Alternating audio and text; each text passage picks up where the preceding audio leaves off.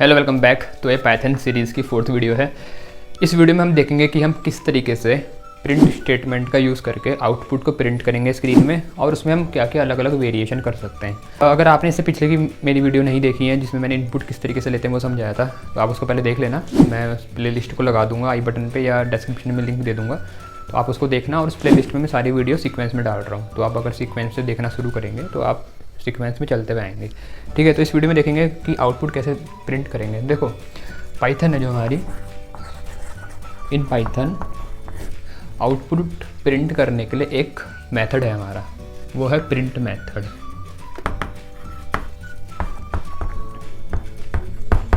ठीक है, जितने आपके सिलेबस में इस प्रिंट मेथड से लेकर के जितने भी चीज़ें हैं वो मैं सारी यहाँ पर कवर कर दूँगा आज। तो जो हमारा ये प्रिंट मेथड है, इसके अंदर हम जो हमें प्रिंट करवाना है वो हम चीज़ें दे सकते हैं। अब क्या क्या हम दे सकते हैं, क्या क्या हम प्रिंट करवा सकते हैं इसके अंदर, वो देखते हैं। तो जैसे मुझे कोई चीज़ डिस्प्ले करवानी, फॉर एग्जांपल मुझे हेलो वर्ल्ड ये प्रिंट करवाना है, जस्ट सिंपल ये। तो हमें दिख रहा है ये एक स्ट्रिंग है। तो जब भी हम कभी कोई स्ट्रिंग प्रिंट करवाते हैं, एक हेडिंग डाल देना, प्रिंटिंग स्ट्रिंग। ठीक है, तो प्रिंट मेथड का हम कैसे यूज़ करेंगे, तो हमने लिखा प्रिंट। देखो सीधा पाइथन में ना हम इसको स्टार्टिंग में सीधा इसको लिख करके अपना कोड रन कर सकते हैं। मतलब ऐसा नहीं हमें इससे पहले कुछ और भी लिखना पड़ेगा। तो डायरेक्ट आप ये स्टेटमेंट लिखो और सीधा काम शुरू कर दो। तो यही तो थोड़ा पाइथन की खासियत है, क्योंकि बाकी लैंग्वेज में हमें बहुत कुछ लिखना पड़ता है पहले यहाँ तक आने के लिए। जैसे अगर मैं जावा की बात करूँ तो उसमें 5-6 लाइन लिखनी पड़ती है, तब जाके मैं कुछ प्रिंट करवा पाता हूँ। पाइथन में सीधा तुम लिखो प्रिंट स्टेटमेंट, जो प्रिंट करवाना करवाओ, बात खत्म। तो देखो प्रिंट, अब क्योंकि स्ट्रिंग है तो स्ट्रिंग को हम डबल कोट्स में रखेंगे। तो मैंने लिखा हेलो वर्ल्ड, और ये क्या बंद। तो जब मैं इसको अब रन करूँगा अपने प्रोग्राम को, तो ये क्या करेगा, हेलो वर्ल्ड डिस्प्ले कर देगा स्क्रीन में। प्रिंट स्टेटमेंट कुछ नहीं करता है, जो हमने दिया रहता है इस आउटपुट को स्क्रीन में भेज देता है। जो आपकी स्क्रीन होगी उसमें इसको शो कर देगा। तो हेलो वर्ल्ड शो हो गया। अभी तो मैंने सिर्फ हेलो वर्ल्ड शो करा। अब इसको करने का एक और तरीका था, मैं इसको डायरेक्ट नहीं करके अगर मैं ऐसा करता, किसी वेरिएबल में रख देता। मान लो ए में रखा मैंने हेलो वर्ल्ड। ठीक है, जब इसको ए में रखोगे तो याद रखना ये कोट्स लगाना मत भूलना, क्योंकि स्ट्रिंग है तो ऐसे रखेंगे। फिर उसके बाद मैंने लिख दिया प्रिंट ए। तो अब भी अगर मैं इस प्रोग्राम को रन करूँ इन 2 लाइन को, तो आउटपुट मेरा सेम आएगा, हेलो वर्ल्ड आएगा। अब एक अंतर यहाँ पर ध्यान दो, जब वेरिएबल का नाम लिखते हो तो उसमें कुछ कोट नहीं लगेगा। वेरिएबल मतलब जो उसने वैल्यू स्टोर करी है उसको प्रिंट करे, तो तब हम सीधा इसका नाम देते हैं। लेकिन वैल्यू जब तुम दे रहे हो जो स्ट्रिंग है, तो फिर उस वैल्यू को वैसे का वैसा दोगे कोड के साथ। अंतर समझ में आ रहा? तो ये तो था अगर हम स्ट्रिंग को प्रिंट करते हैं, प्रिंटिंग स्ट्रिंग। अब अगर मैं चाहूँ कोई वैल्यू प्रिंट करना, न्यूमेरिक वैल्यू, प्रिंटिंग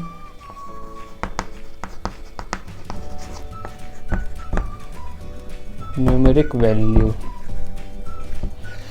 कोई नंबर प्रिंट करना है। मान लो जैसे मेरे को 15 प्रिंट करना है, तो कैसे करेंगे?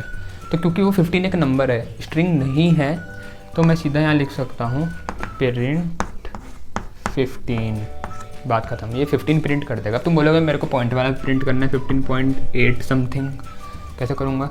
तो 15.8 लिख दो, फ़र्क नहीं पड़ता उससे, वो इसको भी प्रिंट कर देगा। ठीक है, बस याद रखना स्ट्रिंग में तुम्हें डबल कोट्स लगाने पड़ेंगे। तो ये तो अभी हमने देखा कि हमें नंबर और अगर स्ट्रिंग को प्रिंट करना है किस तरीके से करेंगे। अब अगर मुझे कोई कैलकुलेशन प्रिंट करनी है, कैलकुलेशन मतलब कुछ चीज़ मुझे कैलकुलेट करनी है, वो भी प्रिंट के अंदर, तो हम कैसे करते हैं? तो देखो मैं तुम्हें शो करके दिखाता हूँ। तो 3rd पार्ट है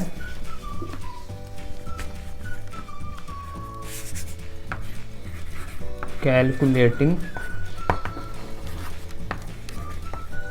result of a calculation। ठीक है, calculating result of a calculation inside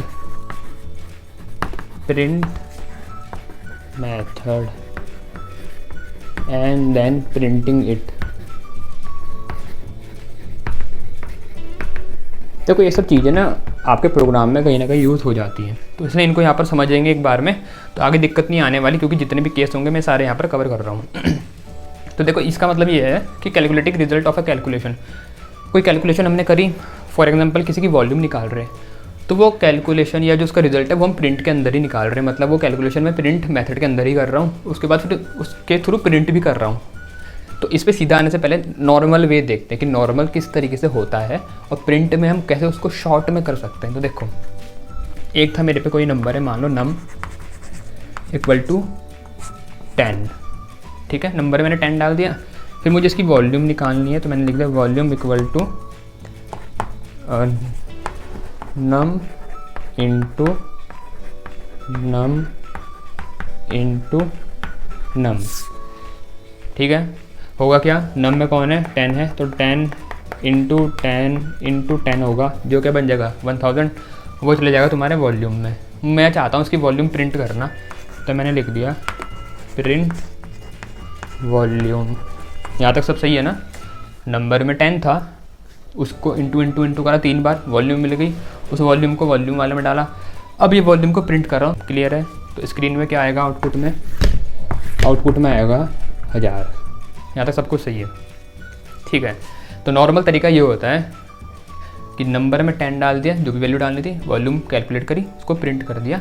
लेकिन प्रिंट में हम करना चाहते हैं, उसको शॉर्ट में करना चाहते हैं, तो कैसे करेंगे। तो देखो, नंबर है तुम्हारा 10, मैं चाहता हूँ कि प्रिंट के अंदर ही ये कैलकुलेशन भी हो जाए और फिर डिस्प्ले भी हो जाए। तो मुझे सिंपल सा काम क्या करना है, मैं ऐसा करूँगा, प्रिंट लिखा मैंने, प्रिंट, उसके अंदर मैं लिख दूँगा num इंटू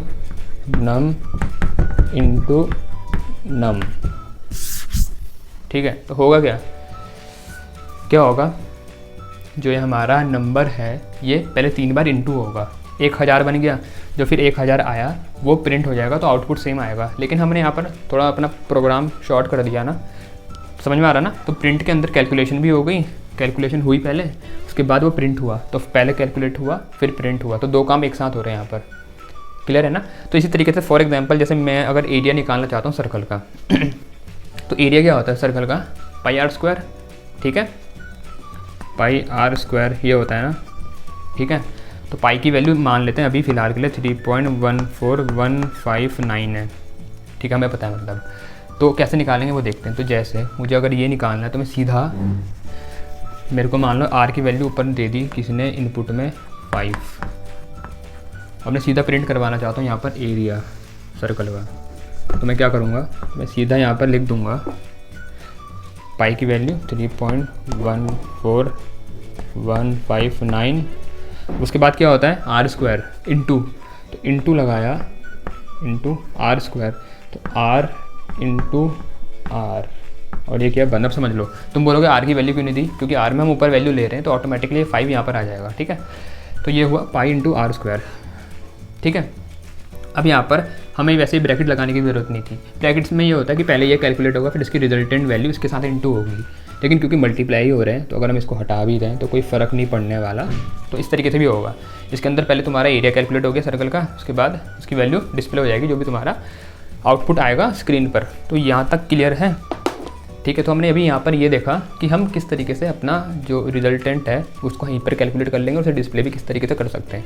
अभी तो और भी चीज़ें हैं वो भी देखेंगे, ठीक है। अभी इसके साथ और भी हमारी कि इसके साथ अगर मेरे को कोई स्ट्रिंग प्रिंट करनी है, साथ में ये प्रिंट करना है, वो कैसे होगा, तो वो भी आगे समझाऊंगा, ठीक है। तो पहले ज़रा ये बेसिक देख लेते हैं। तो तीसरा पॉइंट ये था। अब चौथे पॉइंट पे आते हैं। तो फोर्थ पॉइंट है हमारा कि अगर मैं चाहता हूँ मल्टीपल चीज़ें प्रिंट करना तो किस तरीके से करूँगा। तो फोर्थ हमारा होगा प्रिंटिंग मल्टीपल एक्सप्रेशंस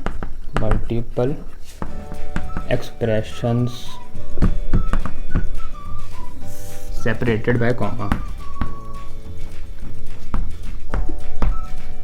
कॉमा।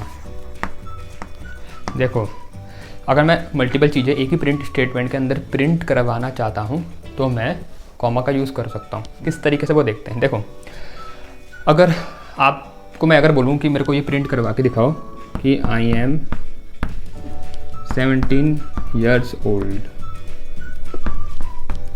तो तुम बोलोगे कि भैया क्या बात कर दी आपने, ये तो हम एक चुटकी में कर देंगे। कैसे करोगे एक चुटकी में, सीधा लिखोगे आई एम 17 years old, ऐसे कर दोगे, है ना। बिल्कुल सही बात है। लेकिन मैंने बोला तुम 17 को 17 मत लिखो, तुम इसको 10 + 7 लिख के करो, पर मैं चाहता हूँ कि आउटपुट में 17 दिखे मुझे। अब कैसे करोगे?